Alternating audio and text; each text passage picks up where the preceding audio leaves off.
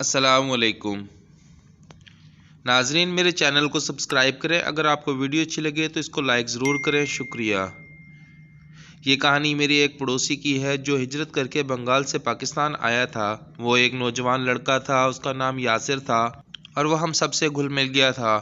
اس بات کو کئی سال ہو گئے، پر میرے سامنے یاسر کا نام لو تو سب کچھ سامنے ویسے ہی آ جاتا ہے۔ یاسر کی ایک دور کے رشتے کی بہن اور بھانجا اس کے ساتھ رہتے تھے، کیونکہ اس کا شوہر کام کے سلسلے میں شہر سے باہر تھا، اس لیے وہ دونوں یاسر کے ساتھ رہتے تھے۔ یہ ساری فیملی بنگال کی رہنے والی تھی اور ان کے ساتھ ہمارے بہت اچھے گھریلو تعلقات تھے۔ میں، میری بہن، امی، ہم سب بے دھڑک ان کے گھر جاتے تھے۔ دن بہت اچھے گزر رہے تھے کہ ایک دن میری امی نے یاسر کی بہن نازیہ سے پوچھا، بیٹا تیری شادی بنگال میں ہوئی تھی یا پاکستان آ کر ہوئی؟ وہ بولی، خالہ کہانی بہت لمبی ہے، اور اس نے اپنی کہانی سنانا شروع کر دی۔ میرے ماں باپ بہت بوڑھے تھے۔ میں نے اپنے بابا سے کہا کہ میں پاکستان جانا چاہتی ہوں، وہاں جا کر مزدوری کروں گی اور آپ کو پیسے بھیج دوں گی۔ میرے شوہر بھی بنگال کے رہنے والے ہیں، انہوں نے میرے بابا سے کہا میں پاکستان جا رہا ہوں اور اسے بھی اپنے ساتھ نوکری دلوا دوں گا، میں اسے اپنے ساتھ لے جاتا ہوں۔ میرے بابا نے ان پر اعتماد کر لیا اور انہیں مجھے ساتھ لے جانے کی اجازت دے دی۔ وہ مجھے اپنے ساتھ لے کر پاکستان کے لیے روانہ ہو گیا۔ سفر کافی لمبا تھا، اس لیے ہمیں کافی مقامات پر ہوٹلوں میں رکنا پڑا، جہاں ہم میاں بیوی بن کر رہتے تھے، مگر کمرے میں الگ الگ سوتے تھے۔ ایک رات میں سو رہی تھی کہ مجھے ڈر لگنے لگا اور میں اٹھ کر بیٹھ گئی۔ میں نے دیکھا کہ جواد کسی سوچ میں گم ہے۔ میں جواد سے بولی، مجھے ڈر لگ رہا ہے۔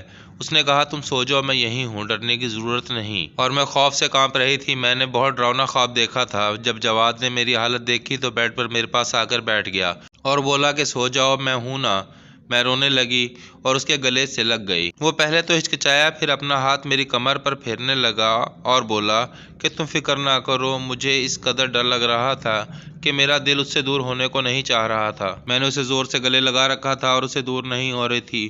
اس نے مجھے کہا کہ تم فکر نہ کرو، ہم جلدی پاکستان پہنچ جائیں گے، بس کچھ ہی دور پاکستان کی سرحد ہے، وہاں میرے دوست ہمارا انتظار کر رہے ہوں گے، کیونکہ ہم غیر قانونی طور پر پاکستان آ رہے تھے۔ مجھے ان کی باہوں میں سکون آ رہا تھا اور پھر جو نہیں ہونا چاہیے تھا سب ہو گیا۔ اس رات کے بعد جلد از جلد پاکستان بارڈر پار کرنے کی کوشش کی اور ہم اس میں کامیاب ہو گئے، اور اگلا سفر ہم نے کراچی آنے کے لیے شروع کیا۔ سفر کے دوران جواد نے مجھ سے کہا ہم کیوں نہ نکاح کر لیں، اور میں اسی انتظار میں تھی کہ جواد مجھ سے کب شادی کی بات کریں گے۔ میں نے فوراً ہاں کر دی۔ کراچی پہنچتے ہی ہم نے نکاح کر لیا اور ہم یہ بیوی بن گئے۔ کراچی میں ہماری رہائش کا پہلے ہی انتظام ہو چکا تھا۔ ہمیں آئے ہوئے کچھ ہی ماہ ہوئے تھے کہ میری طبیعت خراب ہونے لگی۔ جواد نے مجھے ڈاکٹر کے پاس لے گئے تو وہ بولی، مبارک ہو، آپ کی بیوی امید سے ہے۔ ہم دونوں بہت خوش تھے، ہمارا گھر خوشیوں سے بھرنے والا تھا، اور انتظار کے بعد ہمارے بیٹا پیدا ہوا۔ ہم بہت خوش تھے کہ جواد کام کے سلسلے میں شہر سے باہر رہنے لگے اور وہ یاسر کو کہہ گئے کہ تم میری بیوی اور بچے کو سنبھالو، میں کام کرنے جا رہا ہوں، میں آتا جاتا رہوں گا اور پیسے بھی بھیجتا رہوں گا، بس ان کا خیال رکھنا۔ یہ کہہ کر وہ چلا گیا اور اس طرح دن گزرتے چلے گئے۔ میرا بیٹا 5 سال کا ہو گیا۔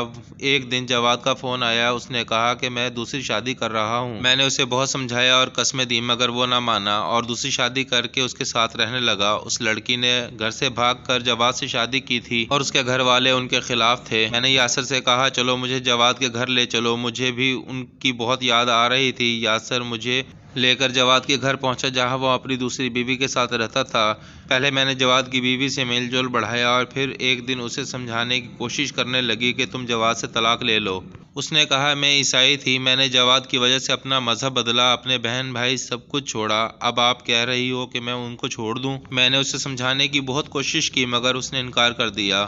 اس نے مجھ سے میرا شوہر چھینا تھا، جس کی وجہ سے میں اس سے نفرت کرنے لگی تھی۔ میرے لیے موقع غنیمت تھا اور میں یاسر کے ساتھ پہلے ہی اسے مارنے کا پروگرام بنا کر آئی تھی۔ میں نے یاسر کو اشارہ کیا اور یاسر نے پلک جھپکتے ہی اس کی گردن دبا دی۔ میں نے یاسر سے کہا میں اسے ماروں گی، اور میں نے اپنے دوپٹے سے اس کی گردن کو لپیٹ دیا اور زور سے کھینچنے لگی۔ اسے قتل کرنے کے بعد ہم واپس پہنچ گئے اور میں نے جواد کو فون کر کے کہا جب تم میرے نہیں ہو سکتے تو کسی کے بھی نہیں ہوگے، اب تمہیں سزا ہوگی۔ جواد کو پولیس نے پکڑ لیا اور اسے قتل کی وجہ سے سزا ہو گئی۔ وہ بھی خاموش رہے کیونکہ وہ جانتے تھے کہ قتل میں نے ہی کیا ہے۔ وہ مجھ سے بھی بہت پیار کرتے تھے اور اپنے بچے سے بھی، اس لیے انہوں نے ہمارا نام نہیں لیا، کیونکہ وہ اپنے بچے کی ماں کو کیسے بھیج سکتے تھے۔ وہ کہتے تھے کہ میں نے تمہارے ماں باپ سے وعدہ کیا تھا کہ تمہارا خیال رکھوں گا، ورنہ جیل تمہارا مقدر تھی۔ اگر آپ کو کہانی اچھی لگی ہو تو چینل کو سبسکرائب کریں، لائک کریں، شیئر کریں اور بیل آئیکن کو دبانا مت بھولیے گا تاکہ نئی آنے والی کہانی سب سے پہلے آپ تک پہنچ سکے۔ شکریہ۔